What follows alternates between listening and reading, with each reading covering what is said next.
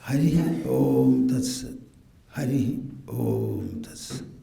Jaya Guru. Jaya Guru. Today I thought I would present to you the supreme truth and the manner in which it is realized in a very simple, straightforward and brief manner. I only wonder whether you will have the sharpness and sincerity to listen to what I say, absorb it in such a manner that the knowledge will remain yours. I have always said that I was not at all a very good reader, nor did I find any literature worth reading. Only when I started reading our Sanskrit scriptural literature, I found it interesting. My brother, who died very young, elder brother, one day, the whole of night he started reading and finished one novel of David Copperfield. I was telling him, why did you spend the whole night? You could have read it in 2 or 3 nights. But he was such a person. I also wanted to read Charles Dickens' writings. I don't know which book I started reading. David Copperfield or something like that. With a lot of effort, I read 100, 150 pages and threw away the book. I tried to read Bernard Shaw. To some extent it was interesting, but not to sustain my interest for long. So I could not read much at all, because I was not finding anything that was useful and interesting to read. But whenever I read to understand what I read. And whenever I understood what I read, it was only to become what I understood.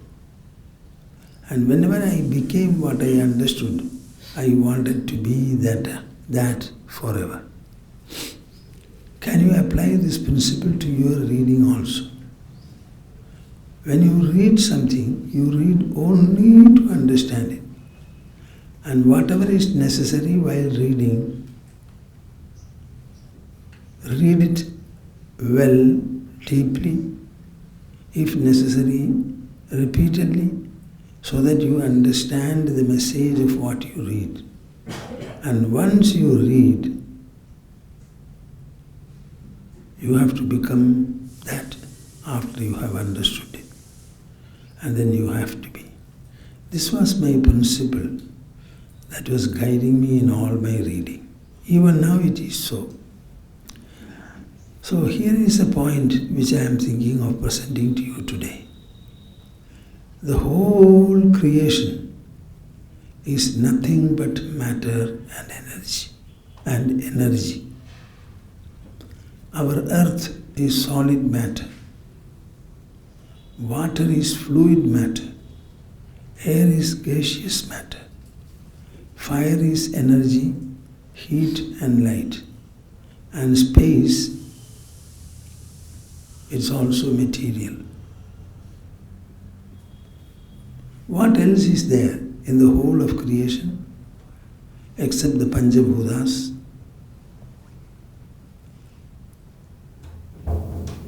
The matter and energy which constitute the entire creation, the entire Prakriti, that they are in your body also.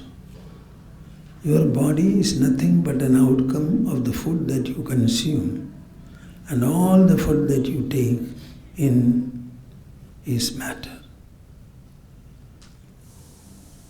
In the mass called body, there is also energy. We produce energy. Sound is an energy. We produce it from our own system. Matter is converted into energy. Matter-energy interconversions are going on in creation throughout. If there is any more factor in the whole creation, it is the inner presence in you. Mark my words. It is the inner presence in you. That inner presence is neither matter nor energy. Matter and energy are inert and they cannot cause any experience or knowledge. I would like you to know it sufficiently well. Our body, together with the senses, eyes, ears, nose, tongue and skin, cannot cause any experience or knowledge. At the same time, we are always experiential. There is no time when we do not experience. We are experiential. Every time. Where is this experience caused then from? It is caused by the mind. Mind is not part of the body, physical part, but mind is associated with the body. Mind alone employs the body and senses and does various kinds of activity. This mind is the mystery which you have to unravel and understand. Mind is a functional node of consciousness. Let this be. Sage Ashtavakra once stepped into the palace of Janaka in Mithila. Janaka was holding a session with his great scholars, advisors. Those times, these saintly people took the freedom to go to the king anytime they wanted. So Ashtavakra stepped into the palace while the session was on. The sage had 8 bends in his body.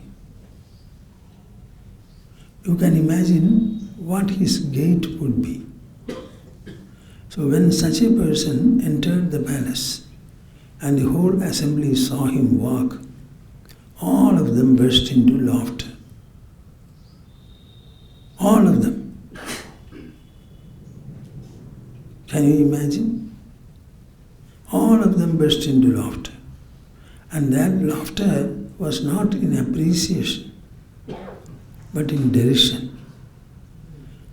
Seeing all of them laugh, the sage also burst into laughter.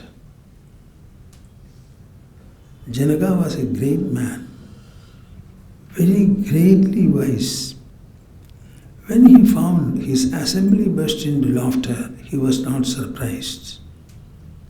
But when he found the unexpected sage who arrived also burst into laughter, he was astonished.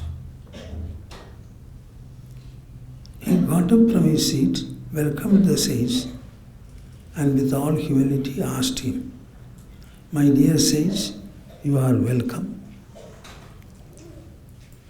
My whole assembly burst into laughter, apparently seeing your 8-bent body and the gait that resulted from it.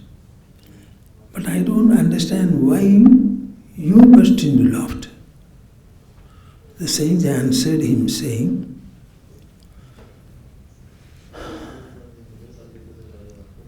"Everybody knows that you are a great king and you are being advised by the best of scholars and pandits. Everybody is born, I was also born. Nobody's body is his making. So my body also is also not made by me. If all of them, your scholars, have a regular body, I somehow have an irregular body.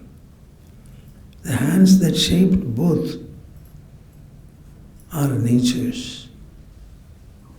What is there to be credited or discredited, especially over the body and its comeliness?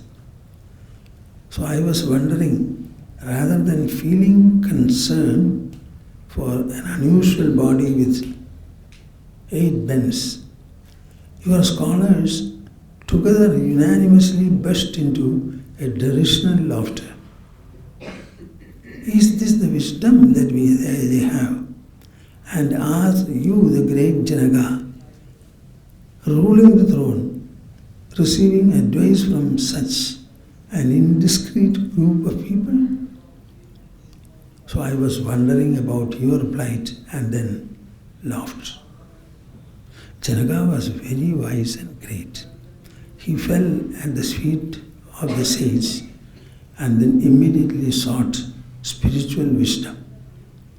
He said, instruct me on what is jnana, what is dispassion, and how to gain liberation. Janaka started speaking.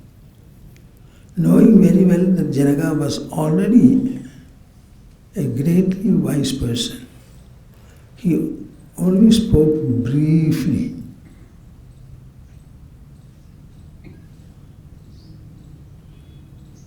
In the whole of our life, we get up early in the morning and start our interactional day. Maybe when you wake up, you look at the roof, you see the roof, maybe then the wall and the floor. You go to the toilet, wash your teeth, and the day commences. Throughout the 16, 17 hours of the day, wakeful hours, remember that you are only interacting. In the whole interactions, there are 2 factors. The one who interacts and the others which are interacted with. An interaction can take place only between a subject and the object. So there is a subject, yourself, and all the rest are objects. The subject remains the same. You are the interacting subject. The objects are widely different. They can be infinite. But the subject remains the same. What is this subject? Is it the body?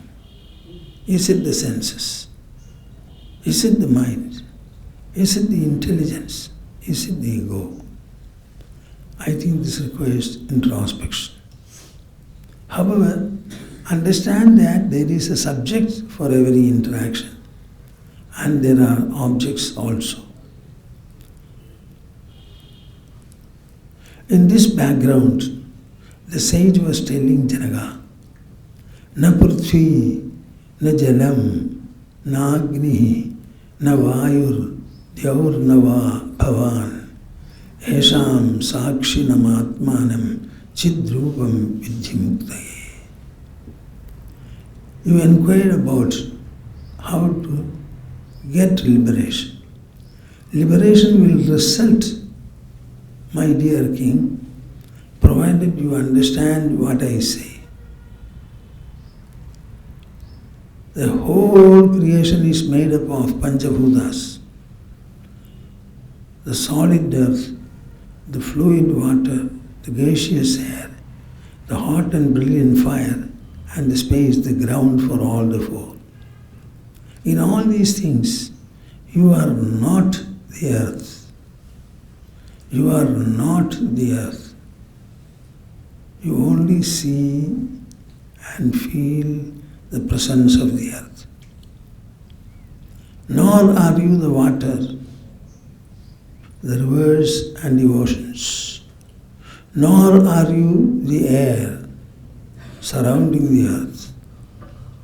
Nor are you the fire which is hot and brilliant. See, the whole atmosphere is lit.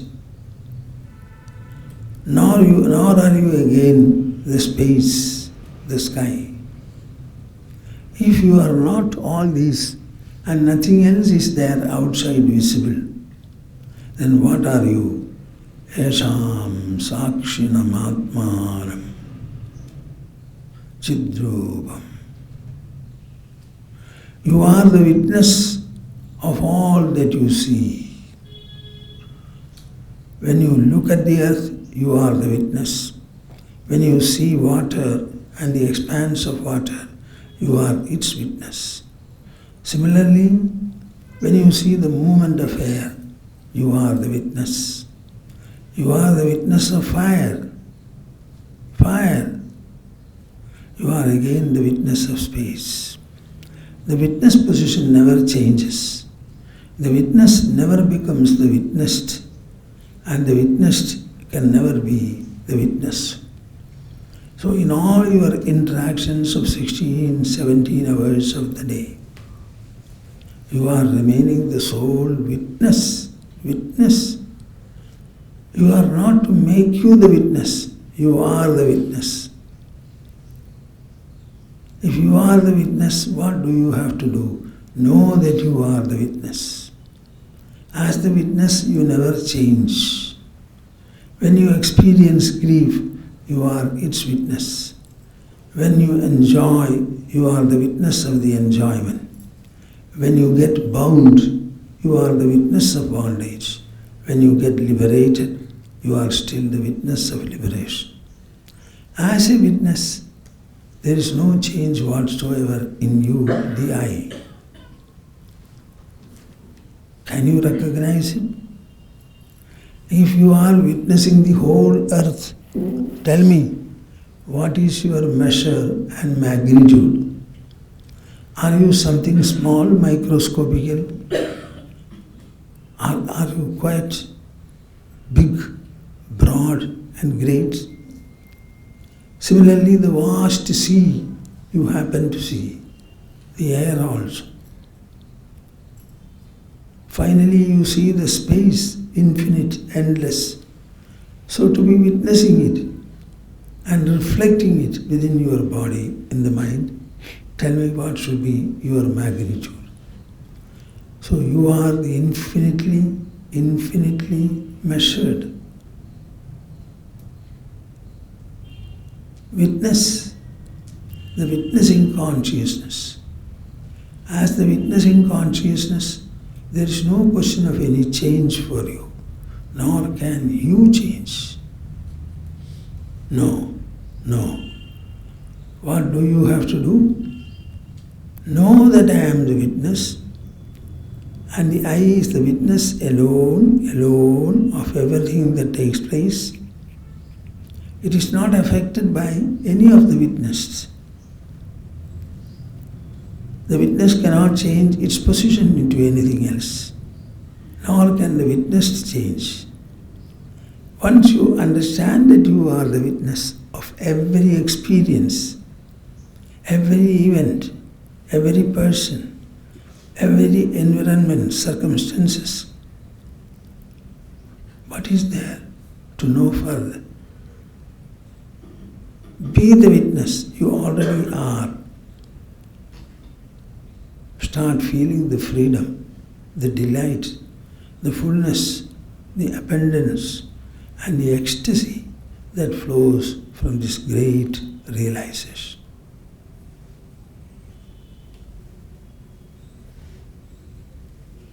Tell me, what is spirituality? It is wisdom. It is knowledge. The knowledge is a derivative of the intelligence. You can close your eyes and hear the words of the Guru. You need not see him at all. The words will come and strike the eardrum, and the next impact will be in the brain center. The whole process works within you in the mind and the intelligence. It brings the necessary reformation, refinement, sublimation, expanse, elevation, and finally the fullness and abundance.